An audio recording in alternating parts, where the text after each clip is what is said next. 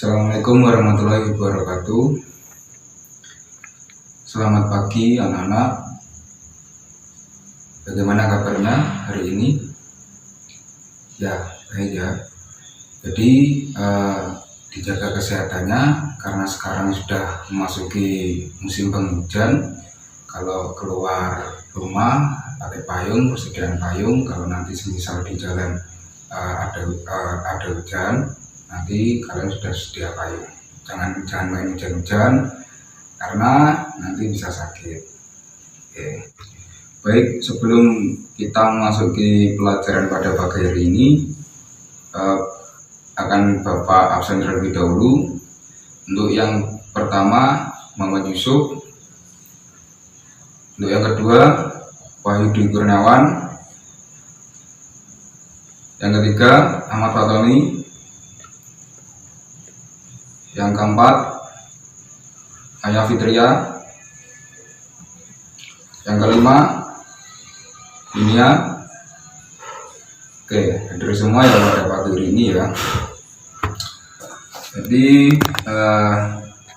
sebelum kita masuki pelajaran atau materi pada pagi hari ini, alangkah baiknya kita berdoa agar pembelajaran kita pada pagi hari ini berjalan dengan lancar, serta kalian juga mengerti apa yang diajarkan pada pagi hari ini. Bismillahirrahmanirrahim. Al-Fatihah.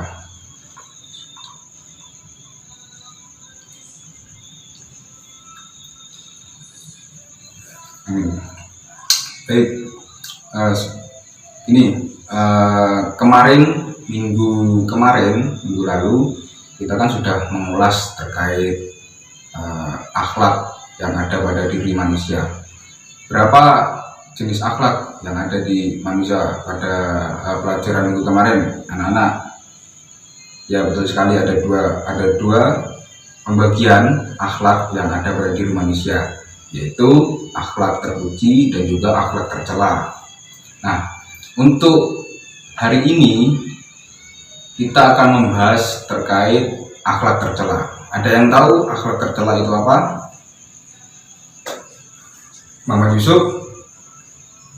Oke, betul sekali. Akhlak tercela merupakan akhlak buruk yang ada pada diri manusia. Jadi akhlak ini harus dijauhi atau harus dihindari oleh semua manusia yang akan menjerumuskan pada api neraka. Jadi seperti itu ya untuk akhlak tercela ya. Nah, di dalam akhlak tercela banyak sekali macam-macam akhlak tercela. Namun di sini Bapak tidak akan membahas semua, cuma hanya beberapa.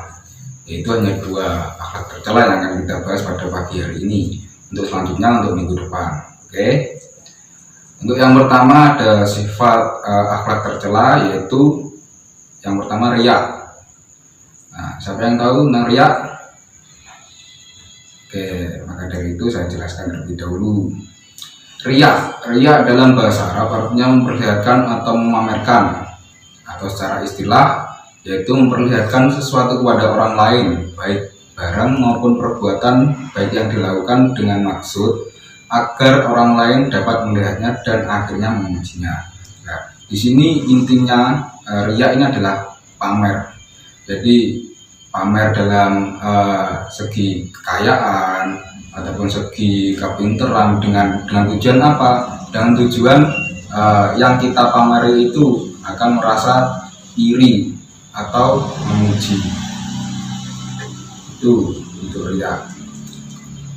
Nah, di sini ada sedikit contoh untuk sifat riya itu sendiri, yaitu ada seseorang yang menyantuni anak yatim. Nah, sedangkan kegiatan menyantuni itu dihadapkan banyak orang dengan maksud agar ditayangkan di TV atau radio. Jadi seseorang tersebut ingin kegiatannya tersebut atau menyantuni anak yatim tersebut itu dipuji dan nanti akan diliput oleh media sosial atau televisi.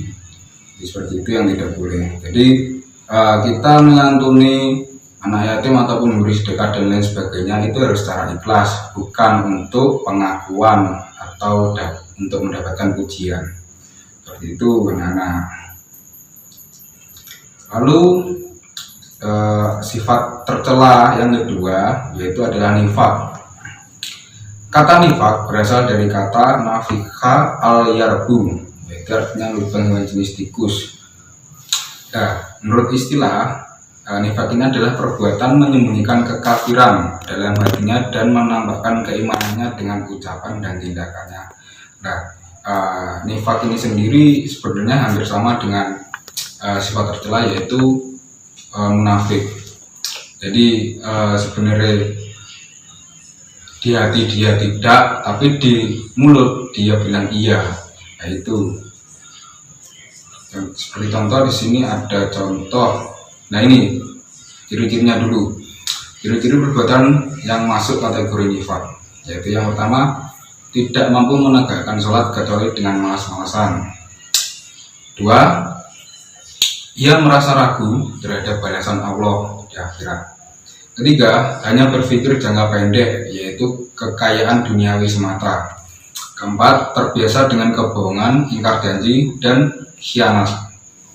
Yang kelima, tidak mampu beramar ma'ruf nahi munkar. Terus yang terakhir, seringkali dalam pembicaraannya menyindir dan menyakiti Nabi ataupun Islam. Itu ciri-cirinya. Oke, begitu.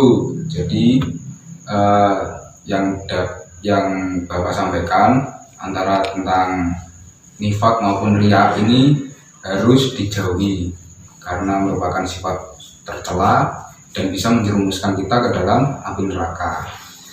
Nah, untuk selanjutnya yaitu di sini Bapak akan membagikan dua kelompok. Jadi akan ada tiap kelompok itu ada 3 orang. Dan nanti satu kelompok akan membahas tentang riya, atau gini aja, memberikan contoh dalam kehidupan sehari-harinya tentang apa itu riya. Contohnya, misal nih ada temannya sampean ataupun tetangganya sampean yang melakukan perbuatan riya, yaitu diberikan contoh dan nanti dijelaskan. Nah, untuk kelompok yang kedua ini membahas nifak. Jadi contohnya tadi sama, mengamati ataupun menganalisis yang ada di sekitarnya, entah itu temannya, entah itu tetangganya, untuk dijadikan contoh ya. Oke, nanti setelah didiskusikan, satu perwakilan akan menjelaskan bagaimana contoh yang sudah diambil dalam kehidupan sehari-hari. Mengerti anak-anak? Oke, baik. Mulai dari sekarang ya, saya kasih waktu 15 menit untuk berdiskusi.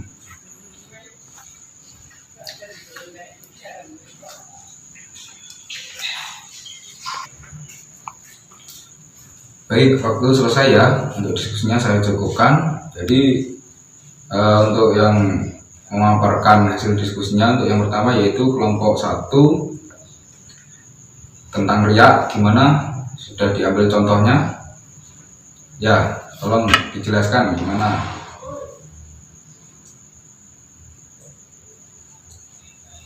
Oke, baik. Terus untuk kelompok 2 yaitu tentang nifak, gimana? Tolong dijelaskan contoh yang sudah diambil. Oke, jadi untuk kelompok yang pertama tadi kan mengambil contoh bahasanya ada seorang tetangga yang melakukan sedekah di musola terdekat, tapi seorang tersebut menguploadnya atau mengunggahnya di sosial media. Nah, agar apa? Agar mendapatkan simpati ataupun pujian dari orang lain. Nah, ini yang kelirunya bukan sedekahnya yang keliru, tapi tindakan selanjutnya yaitu yang mengunggah atau mengupload di sosial media. Jadi seolah-olah dia itu memberikan sedekah hanya untuk mendapatkan pengakuan atau simpati dari orang lain. Nah, ini yang tidak boleh dan harus dihindari, karena nanti salah dalam artian kita berbuat baik tapi nanti dapatnya malah jelek. Maksud dapatnya jelek itu dari Allahnya sendiri. Jadi itu. Terus yang kedua, kelompok 2 tadi mengambil contoh apa tadi? Nah, ini tadi mendapat contoh mengambil contoh bahasanya ada temannya yang sering melakukan ibadah, sholat, zikir dan lain sebagainya, tapi dia itu merasa ragu atas pembalasan Allah. Dalam artian dia melakukan sholat agar tujuannya itu mendapatkan contoh seperti ingin sepeda atau yang lain, tapi dia tidak kunjung mendapatkan sepeda tersebut. Jadi seolah-olah dia itu makin lama itu merasa ragu, kok nggak dapat sih sepedanya, padahal aku sudah sholat, sudah zikir, sudah doa dan lain sebagainya itu secara rutin, kenapa kok nggak dapat? Nah, itu merupakan contoh dari sifat nifaq. Jadi seperti itu, benar yang dicontohkan oleh kedua kelompok ini, saya apresiasi dan akan saya tambahkan nilainya. Oke, karena waktunya sudah hampir istirahat, jadi materi ini saya cukupi sampai di sini. Nanti untuk bagian-bagian dari atau jenis-jenis sifat tercela yang lainnya akan saya sampaikan pada pertemuan berikutnya. Jadi nanti masih ada banyak terkait sifat-sifat ataupun akhlak yang tercela. Mungkin dari Bapak itu, dan akan saya kasih tugas ya untuk mengerjakan LKS halaman 53. Nanti diusulkan pada pertemuan selanjutnya. Oke. Cukup sekian dari Bapak. Assalamualaikum warahmatullahi wabarakatuh.